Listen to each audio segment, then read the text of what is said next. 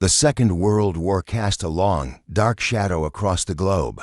For millions, it meant years of hardship, conflict, and often unimaginable suffering. But even amidst such devastation, there were moments, small, personal instances, that marked profound shifts. For some, captured far from home, these shifts were defined by the simplest of things: a taste, a smell, a single shared experience that transcended the brutality of war. This is the story of Japanese prisoners of war, and a specific, unexpected moment that symbolized the collision of cultures at the end of a brutal conflict. For Japanese soldiers fighting across the Pacific, existence was often defined by extreme deprivation.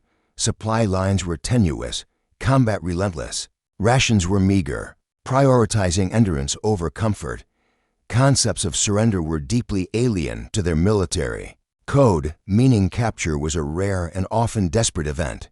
Their diet consisted primarily of rice, fish, and local vegetables, a subsistence existence far removed from Western culinary norms. This physical hardship shaped their understanding of sustenance. When capture did occur, it thrust these individuals into an entirely new reality. They faced not just the loss of freedom, but the profound cultural shock of interacting with an enemy they had been taught to despise and, in turn, to be despised by. The immediate aftermath of capture was a haze of uncertainty, fear, and disorientation. Language barriers, starkly different customs, and the sheer unpredictability of their fate made every moment tense. Their understanding of survival was tested. Meanwhile, the American military machine, despite being far from home, operated with formidable logistical support. Their troops, though facing immense dangers, often had access to a surprising range of provisions, even in forward positions. The American diet, rich in processed foods, canned goods, and a growing array of packaged comforts, was a world apart from the austere meals of their adversaries. This logistical advantage ensured American forces could sustain prolonged campaigns. As POWs, these Japanese soldiers found themselves in internment camps, often in places like Hawaii or on the U.S. mainland. Here, a new, albeit restrictive, routine began to emerge. The initial shock of battle and capture slowly gave way to the mundane realities of daily life. Under guard, while still prisoners, the immediate threat of combat was gone. Basic needs like shelter, water, and food were now provided, often in quantities and varieties previously unimaginable to them during active duty. For men accustomed to rice as the staple of every meal, American rations presented a bewildering array of new items. Canned meats, powdered milk, unfamiliar vegetables, and bread became part of their daily diet. These were not just different foods, they represented an entirely different philosophy of sustenance, a stark contrast to their traditional, simpler cuisine. The sheer variety and processing methods of American food would have been a source of both curiosity and perhaps even apprehension. Few items symbolized American culture and commerce as powerfully as Coca-Cola. It was more than just a beverage, it was an icon, a ubiquitous presence in American life and increasingly, a symbol of American influence abroad. During the war, Coca-Cola went wherever American troops went. Distributed tirelessly to boost morale, it was a taste of home for soldiers, and a liquid representation of a lifestyle entirely foreign to many Japanese POWs. And then there was the hamburger, a quintessential American meal, simple in its construction, but complex in its cultural significance. For many Japanese, meat was not a daily staple, and certainly not prepared in this fashion. The concept of ground beef, nestled in a soft bun, would have been a culinary enigma. It represented convenience, a different approach to meal preparation and consumption, far removed from their own dining traditions. These foods were more than just sustenance, they were a tangible glimpse into the enemy's world. The abundance, the unique flavors, and the very presentation of items like Coca-Cola and hamburgers offered a silent, powerful contrast to the deprivation and rigid culinary traditions of their homeland. Observing American soldiers consume these items might have sparked a profound realization of the vast cultural and economic differences between their nations. Imagine the moment: a Coca-Cola bottle, condensation perhaps still clinging to its iconic shape, handed to a Japanese POW, a sight and object utterly foreign, the weight of it, the coolness in his hand, the unfamiliar label. Then, the sound of the cap being opened, a gentle hiss of escaping carbonation. It's an experience laden with novelty, a step into the unknown. This was not just a drink. It was an artifact of another world, now in his grasp. The first sip, the unexpected fizz, the intense sweetness, the unique, almost medicinal flavor. It was a sensation unlike anything they had encountered in their traditional diet. For palates accustomed to subtle, savory flavors and natural sweetness, Coca-Cola would have been an explosion of unfamiliar tastes. It was a sensory shock, a moment of pure, unadulterated novelty, far removed from the austere realities of war. Next, the hamburger, not a delicacy, but a symbol of American everyday life. As the wrapping paper was peeled back, the aroma of cooked meat, perhaps mingled with onion or pickle, would have reached their nostrils, an unfamiliar scent in this context. The sight of the soft bun, the grilled patty, the vibrant green of lettuce or the slice of tomato, all of it a puzzle. It was an invitation to a culinary experience that transcended their previous world.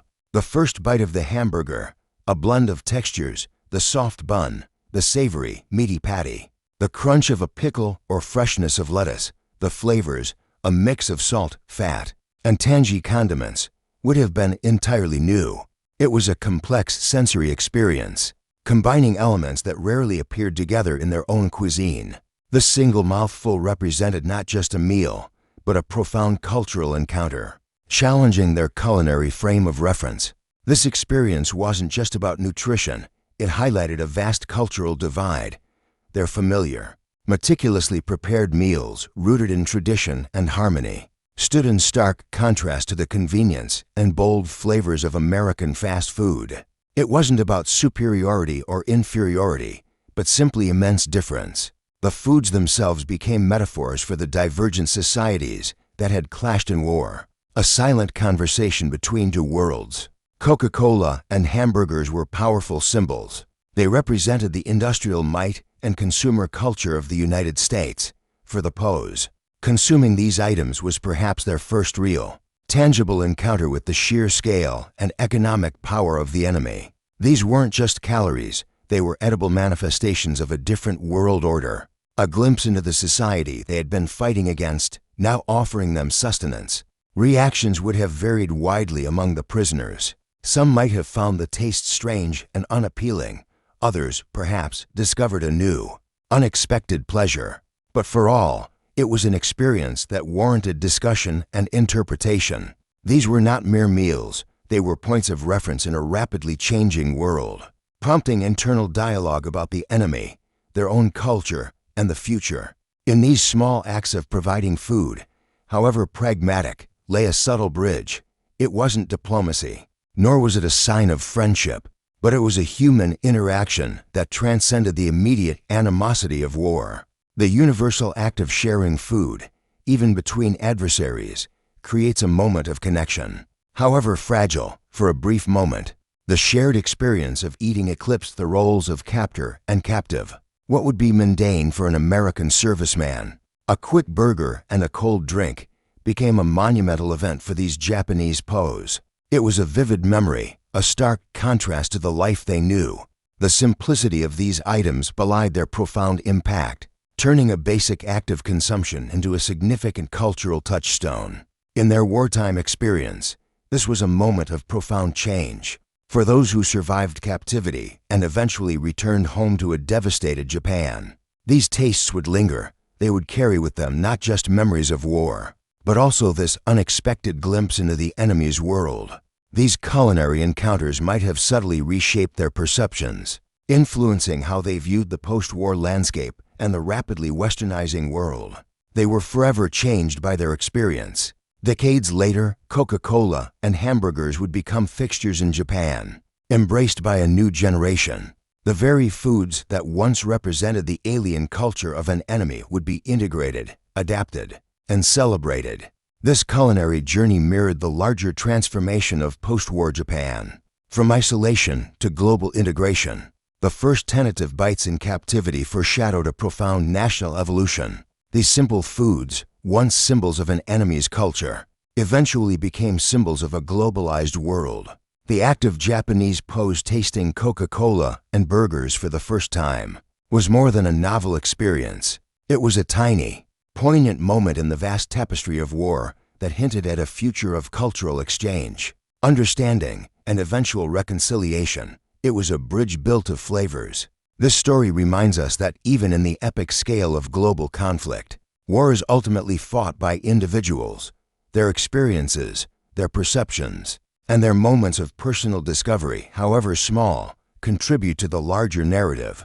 The taste of a burger or a sip of soda became a personal landmark in a journey filled with unimaginable events, a human detail in a conflict of titanic proportions. The first bite in captivity serves as a powerful reminder that the true impact of war extends far beyond the battlefield. It infiltrates individual lives, shapes perceptions, and leaves an indelible mark. This particular moment, seemingly insignificant, tells a deeper story of cultural collision and the quiet, personal transformations that can occur even in the most hostile of environments. Today, the echoes of that first bite can be seen in Japan's vibrant embrace of global cuisine. Coca-Cola and hamburgers are commonplace, enjoyed by millions. The journey from enemy curiosity to cultural staple is a testament to resilience, adaptation, and the enduring power of human connection, even after profound conflict. The taste of that first burger, that first sip of soda, marked a quiet, unforgettable turning point.